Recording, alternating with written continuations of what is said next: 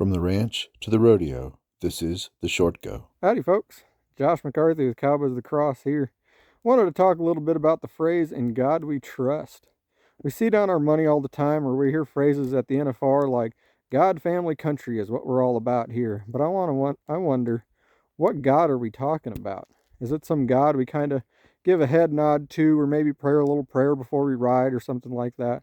Or is it a God we can know and trust and love and serve with our daily lives?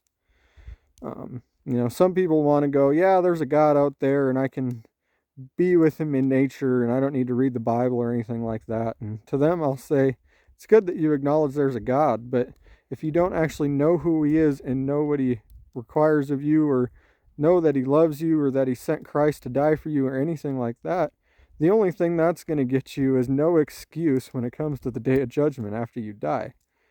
The only way to be right with God is to know Christ, to know that he died for your sins and was raised from the dead, and believe that he is the Son of God.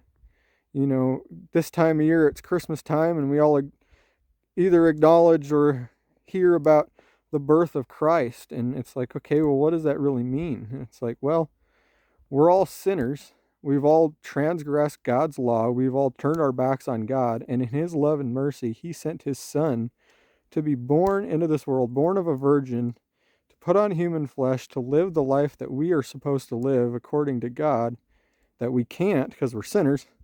He died the death that we deserve, taking on God's judgment for that sin, and then he rose from the grave, defeating death and sin to make us right with God. So as you go throughout this Christmas season, remember, when you're thinking about this or going to a church service or whatever, this is the God that we worship as Christians, and this is the one true God. This is the God we trust.